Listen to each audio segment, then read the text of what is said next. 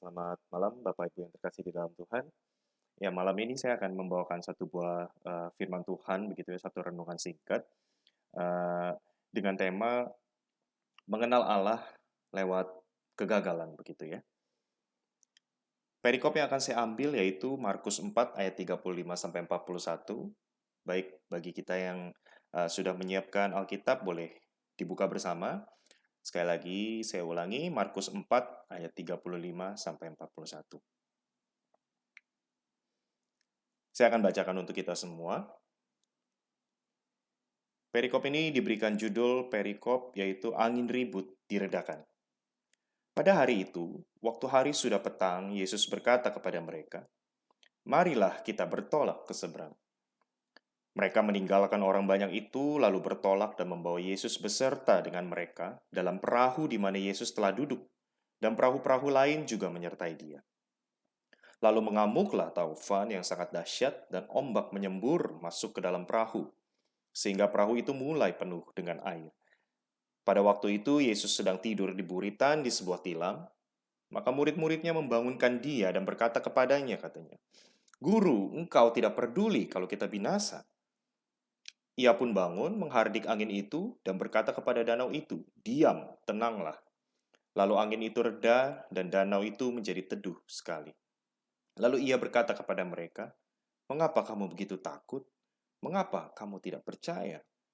Mereka menjadi sangat takut dan berkata seorang kepada yang lain, "Siapa gerangan orang ini sehingga angin dan danau pun taat kepadanya?" Ya biarlah kita anak-anak Tuhan yang mengasihi Tuhan boleh mendengarkannya, merenungkannya, dan menghidupnya di dalam kehidupan kita sehari-hari.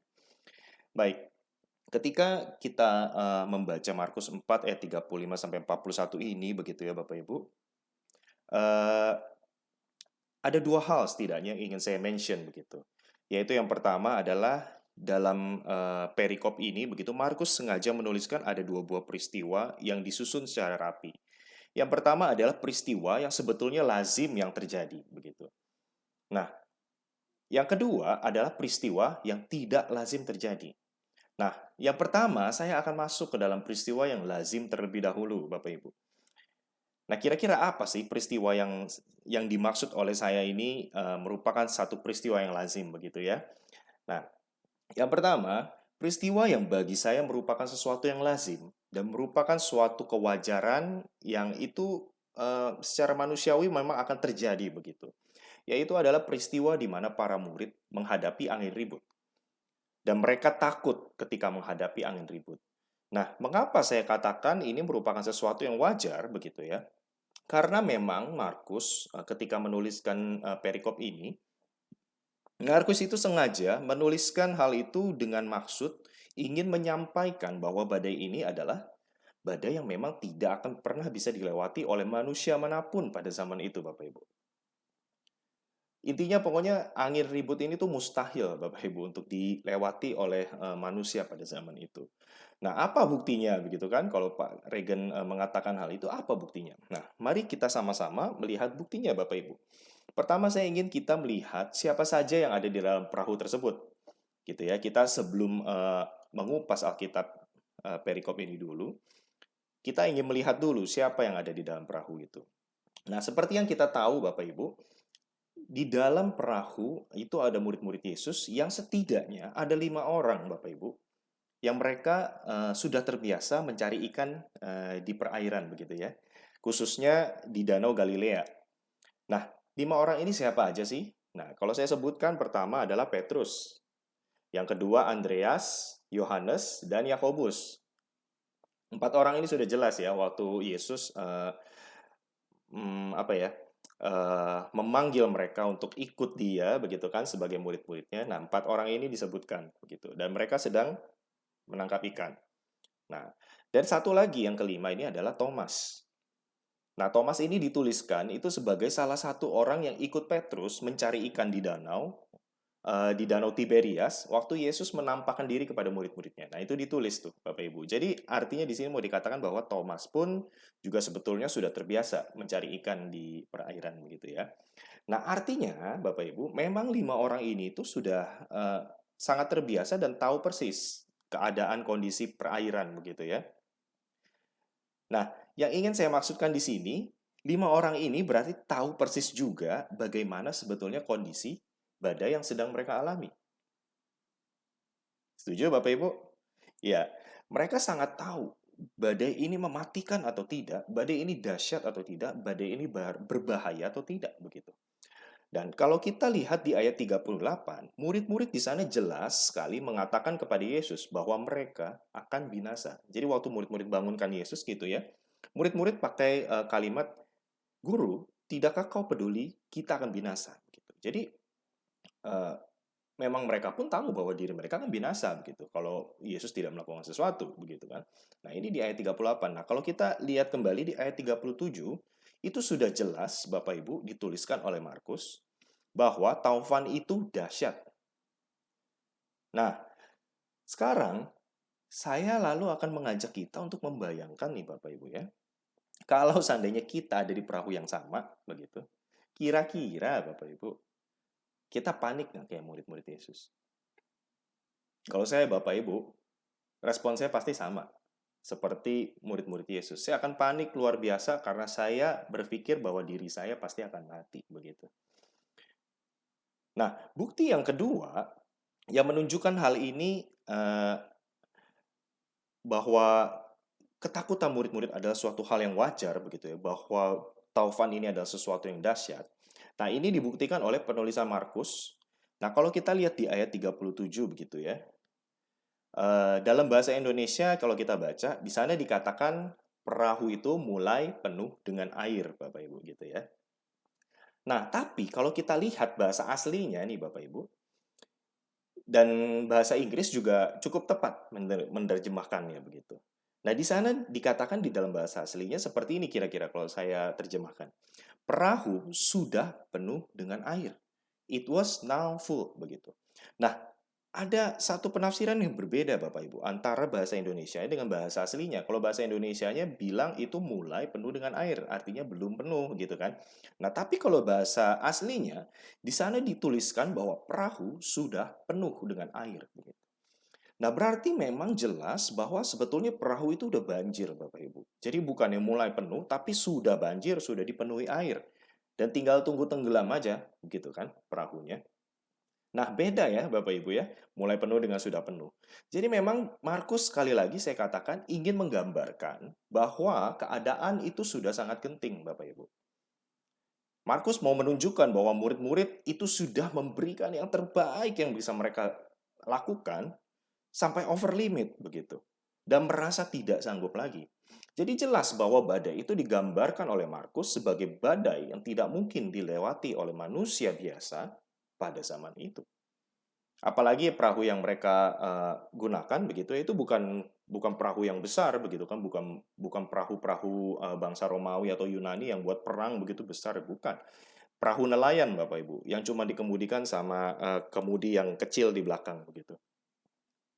Jadi bisa dipastikan mereka sebetulnya sudah akan mati, Bapak Ibu, di tengah badai seperti ini. Nah, sekarang saya tanya kembali, Bapak Ibu, kalau kita manusia normal dalam keadaan seperti itu, rasanya ya, kita pasti takut dan kehilangan harapan nggak? Saya rasa pasti, Bapak Ibu. Apalagi pada saat ini begitu ya, kalau misalkan kita lihat kondisi kita zaman pada saat ini begitu, kita menghadapi pandemik yang begitu luar biasa, Bapak Ibu. Saya ngerti di antara kita mungkin ada dari kita yang sudah pernah kehilangan orang yang dikasihi karena COVID. Atau mungkin ada dari kita yang usaha-usahanya menurun begitu. Perekonomian menjadi sulit. Rasanya mau cari kerja susah banget. Atau mungkin ada dari kita, dari teman-teman yang di PHK, diberhentikan. Begitu. Dan mungkin ada dari teman-teman yang rasanya tuh masa depan saya akan seperti apa ya kalau begini terus. Saya punya kenalan di gereja begitu ya Bapak Ibu. Eh, Pertama mamanya meninggal, kedua papanya meninggal, lalu kemudian suaminya meninggal. Tiga-tiganya karena COVID, Bapak Ibu. Saya bayangin kalau saya jadi dia, rasanya hidup saya panik loh. Saya rasa nggak akan ada harapan lagi begitu. Nah, jadi saya rasa memang hal yang wajar ketika kita takut dengan kondisi-kondisi kita, Bapak Ibu. Apalagi ketika masa depan kita kelihatannya nggak jelas begitu. Ya, kalau misalkan nggak ada dari kita di sini yang mengatakan bahwa, harusnya kita lebih beriman dong. Saya nggak akan takut kok dengan keadaan seperti itu. Mungkin saya berani bilang bahwa orang ini nggak normal, Bapak Ibu. Nah, sekarang contohnya aja deh, nggak usah jauh-jauh. Kita masih takut kan sama COVID? Begitu kan? Waktu kita keluar rumah, kita masih pakai masker, kita masih semprot alkohol dan sebagainya. Kita masih berjaga-jaga, dan berjaga-jaga itu didasari oleh rasa takut, Bapak Ibu. Jadi wajar kalau kita takut begitu kan? Ya, wajar begitu, normal. Nah, itu bukan menunjukkan bahwa kita sebetulnya tidak beriman, Bapak Ibu. Tidak menunjukkan bahwa kita ini gagal di dalam iman kita hanya karena kita takut. Tapi rasa takut itu normal. Jadi rasanya tidak tepat kalau kita mengatakan bahwa murid-murid Yesus itu gagal di dalam iman mereka. Bukan itu yang menjadi fokus. Nah, itu hal yang lazim yang sudah saya bahas, Bapak Ibu. Nah, yang sekarang yang kedua, saya akan membahas hal yang menurut saya tidak lazim terjadi di dalam peristiwa ini begitu ya. Nah,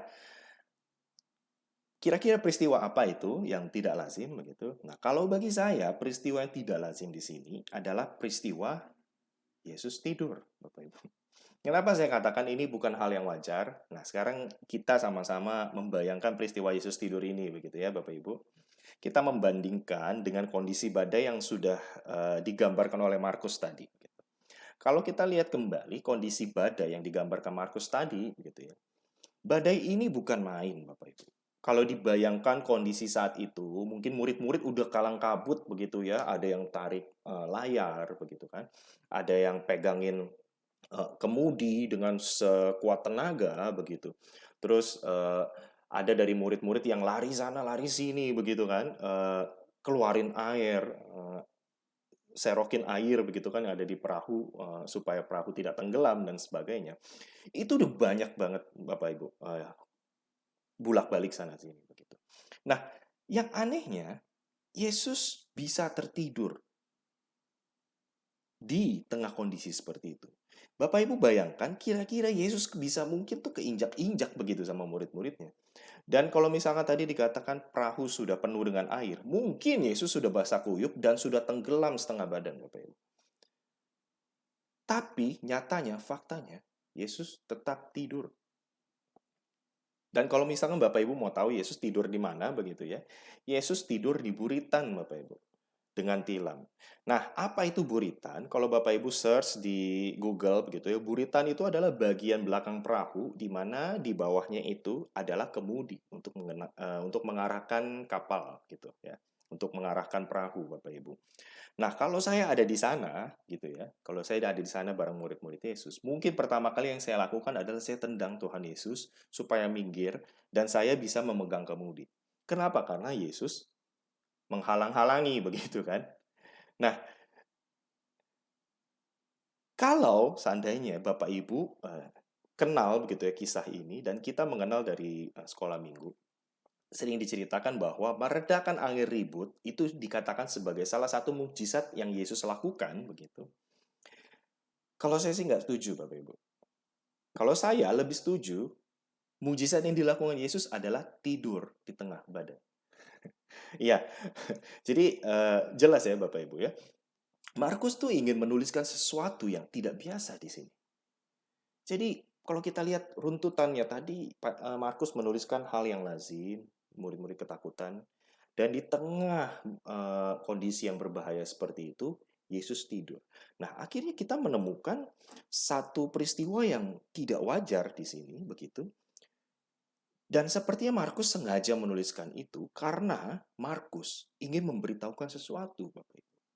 Nah, kira-kira apa yang ingin Markus beritahu begitu ya?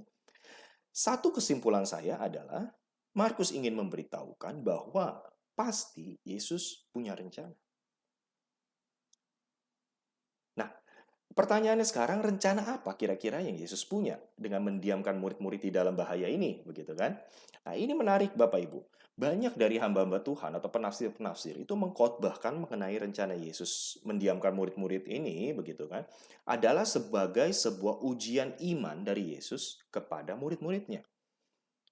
Mereka seringkali mengatakan Yesus mendiamkan mereka adalah untuk menguji apakah murid-muridnya gagal di dalam iman atau tidak.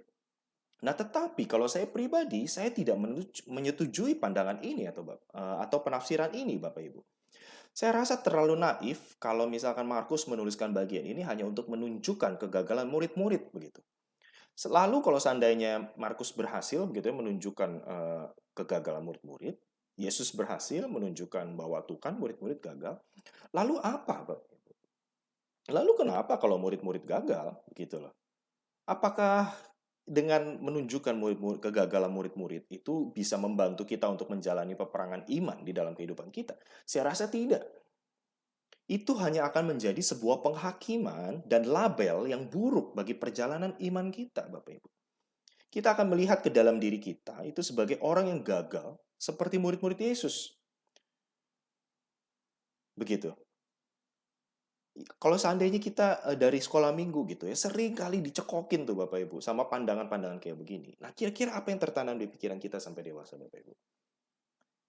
Yang kita tahu sampai sekarang adalah ya udah murid-murid itu orang yang gagal. Nah, tapi saya rasa Markus punya tujuan yang lebih dalam dan lebih besar begitu ya, hanya daripada sekedar Yesus menguji iman murid-murid. Dan saya lebih menyetujui satu pandangan dan penafsiran yang lain, Bapak Ibu, yaitu bahwa Yesus sebetulnya sengaja mengulur waktu dan mendiamkan para murid karena ada satu tujuan, yaitu justru Yesus sebetulnya ingin memberikan sebuah kesempatan buat murid-murid untuk mengalami pengenalan yang lebih dalam akan Yesus. Mengapa saya katakan demikian? Nah, setidaknya ada dua bukti yang ingin saya paparkan buat kita semua nih, Bapak Ibu. Yang pertama, bukti apa sih? Kalau kita lihat di ayat 39, begitu ya, sama-sama kita lihat di ayat 39. Setelah murid-murid membangunkan Yesus, kira-kira apa yang langsung Yesus lakukan, Bapak Ibu? Kalau Bapak Ibu baca di sana. Ya, yang Yesus lakukan, apakah Yesus memarahi murid-murid, Bapak Ibu? Menegur murid-murid? Langsung begitu. Tidak, Bapak Ibu. Yesus ketika bangun tidak menghakimi mereka bahwa mereka tidak percaya. Tetapi yang Yesus lakukan adalah langsung menghardik angin ribut itu dan berkata kepada danau itu, diam. Jadi yang Yesus lakukan ternyata pertama kali ketika bangun, Yesus langsung menghentikan angin ribut itu. Bapak Ibu bisa bayangkan ya, kalau saja Yesus ketika bangun langsung memarahi murid-murid, ceritanya mungkin akan lain Bapak Ibu. Mungkin murid-murid bisa jadi merasa sebagai orang yang gagal dan tidak mampu sebagai murid-murid Yesus begitu. Sama halnya seperti analoginya seperti kita nih Bapak Ibu. Ketika kita lagi ada di dalam kondisi yang sulit begitu ya.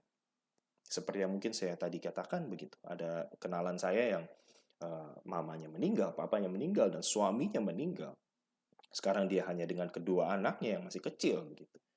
Tiba-tiba ada pendeta atau majelis datang ke rumah dia begitu dan bilang, "Ibu, ibu harus lebih percaya sama Tuhan, berdoa lebih banyak, Pak, Bu. Mungkin Bapak Ibu harus lebih bertobat, harus bertobat. Harus belajar lebih percaya dan beriman lagi sama Tuhan. Tuhan pasti tolong." Nah, kira-kira dalam kita kondisi seperti itu Bapak Ibu, apa perasaan kita waktu didatengin sama hamba Tuhan dan majelis dan mereka ngomong begitu? Kita pasti rasanya merasa dihakimi Bapak Ibu. Tapi jelas bukan itu yang Yesus lakukan di sini. Kalau kita baca jelas Yesus turun dan masuk ke dalam pergumulan murid-murid terlebih dahulu. Yesus memberikan pertolongan di saat yang paling tepat, Bapak Ibu. Yesus tidak menunda ketika murid-murid datang kepadanya. Begitu. Yesus mengutamakan pertolongan bagi mereka, bagi kita. Baru setelah itu di ayat 40 Yesus baru memberikan teguran sebagai guidance. Nah, jadi berbeda ya Bapak Ibu ya yang sering kita lakukan dengan yang Yesus lakukan begitu. Mungkin kita sebagai orang-orang percaya, sebagai orang-orang Kristen, mungkin bisa belajar lebih banyak lagi melalui Yesus. Apa yang Yesus lakukan ini. Ketika kita datang kepada teman-teman kita, kerabat kita, sahabat kita yang mungkin sedang kesulitan, waktu kita datang, apa yang kita lakukan? Seharusnya kita lakukan seperti Yesus. Kita masuk ke dalam kehidupannya. Kita menjadi satu pertolongan, kuping yang mendengar, telinga yang mendengar begitu. Bahu yang bisa disandarkan oleh sahabat-sahabat kita. Seperti itu Bapak Ibu. Nah, bukti yang kedua yang ingin saya paparkan begitu ya. Kalau kita lihat di dalam teguran Yesus di ayat 40 dan kita sandingkan dengan ayat 41 begitu. Nah, di sana apa yang terjadi Bapak Ibu?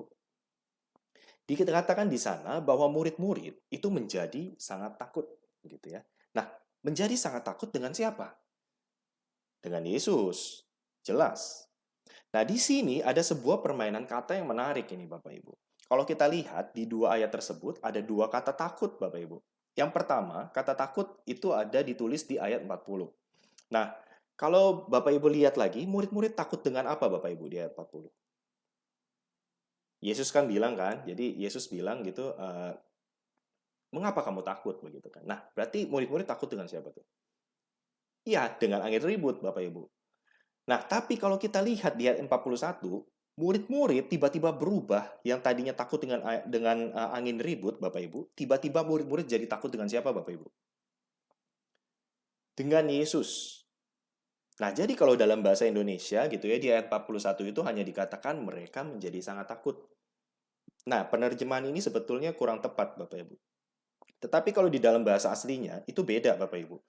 Kata takut di sana menggunakan kalimat progresif, sifatnya progresif begitu ya.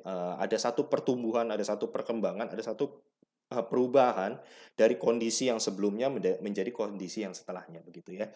Nah, yang kalau diterjemahkan itu seharusnya menjadi seperti ini kira-kira. Mereka menjadi lebih takut. Nah, lebih takut sama apa daripada sama apa, Bapak Ibu? Jelas di sini dikatakan bahwa murid-murid menjadi lebih takut sama Yesus daripada badai yang tadinya mereka pikir mematikan itu. Nah, apa sih maksudnya? Ini itu perlu disampaikan begitu ya. Nah, di sini jelas Markus ingin mengatakan ada pengenalan yang progresif dari murid-muridnya terhadap Yesus, Bapak Ibu. Tadinya mereka menganggap angin ribut itu sebagai sesuatu yang besar dan berkuasa untuk mematikan mereka.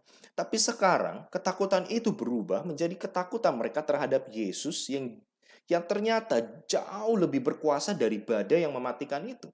Bahkan Yesus berkuasa untuk memberikan pertolongan dan memberikan kehidupan kepada mereka, begitu ya.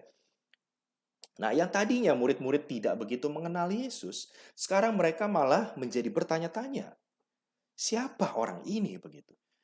Karena mereka mengalami satu pengalaman yang baru dan berbeda dari sebelumnya.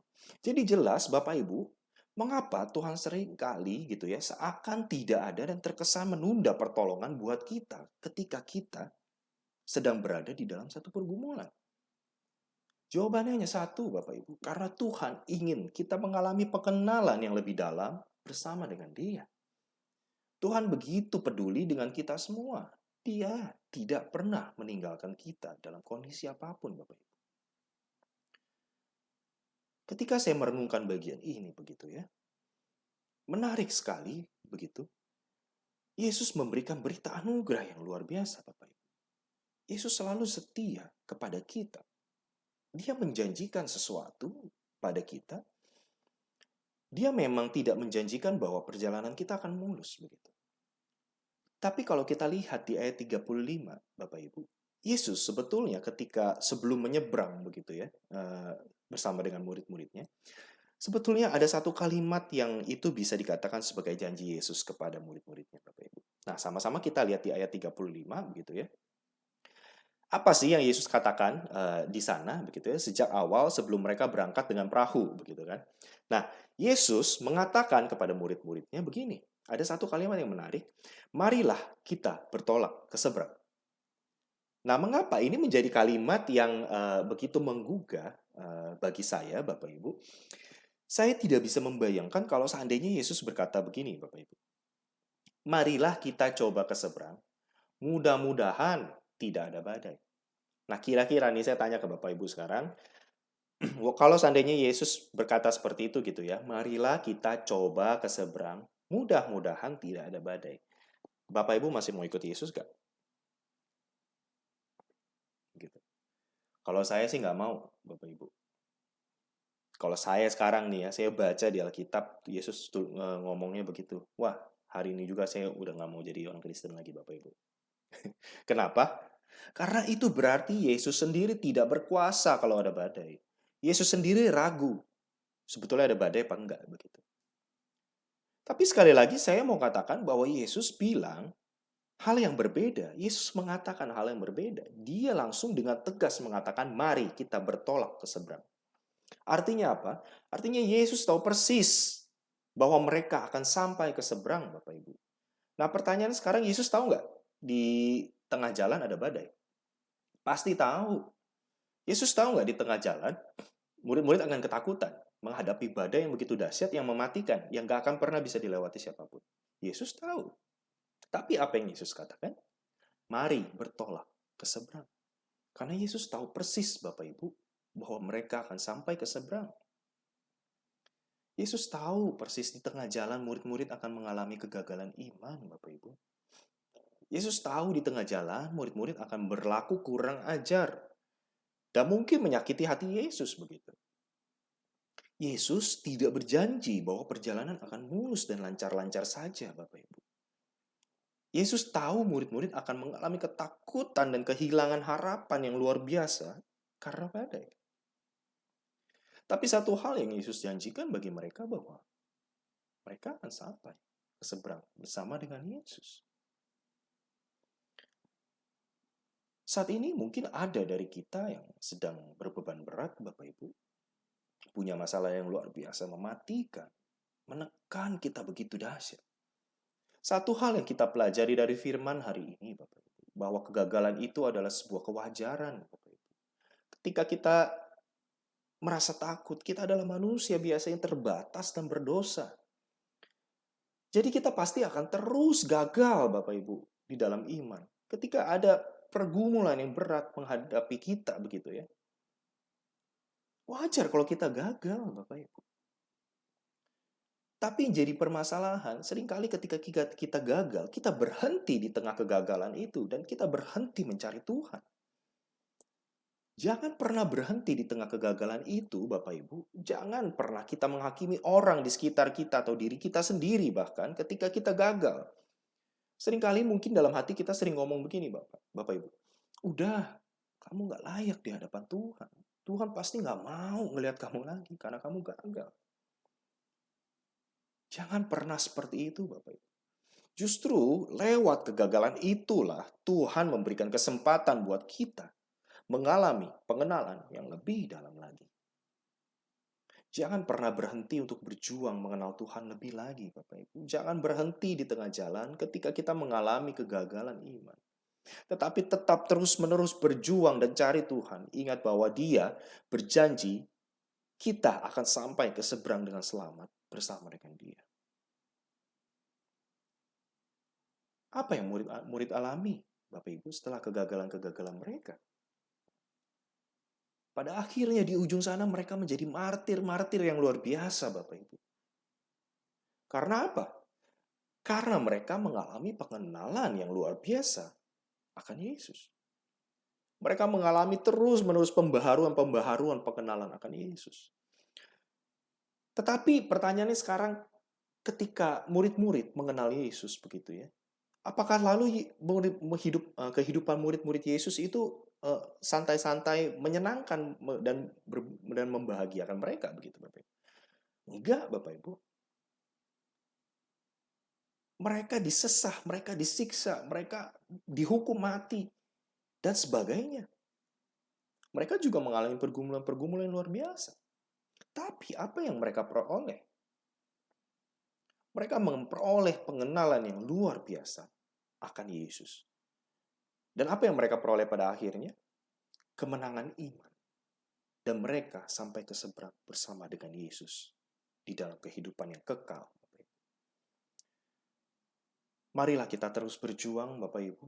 Ingatlah bahwa nanti kita akan menerima kemenangan iman juga sama seperti murid-murid Yesus, menerima kemenangan-kemenangan mereka, dan sampai ke seberang sana kepada kehidupan yang kekal. Amin. Mari kita berdoa, Bapak Ibu. Bapa kami di surga, kami mengucap syukur karena pada hari ini kami boleh belajar untuk tetap mencari Tuhan di tengah kegagalan kami. Mungkin saat ini kami ada Tuhan di tengah pergumulan-pergumulan yang dahsyat yang membuat iman kami merasa gagal. Tapi biarlah hari ini kami boleh belajar bahwa kegagalan adalah merupakan suatu hal yang wajar, manusiawi. Karena kami adalah manusia yang berdosa yang terbatas. Tapi biarlah kami boleh belajar kepada Tuhan, boleh belajar melalui Engkau, Yesus. Bahwa Engkau tidak pernah meninggalkan kami, dan Engkau terus-menerus memperbaharui hidup kami, memperbaharui iman kami di dalam mengenal Engkau. Kami tahu Tuhan tidak pernah meninggalkan kami dan selalu hadir di dalam setiap pergumulan kami.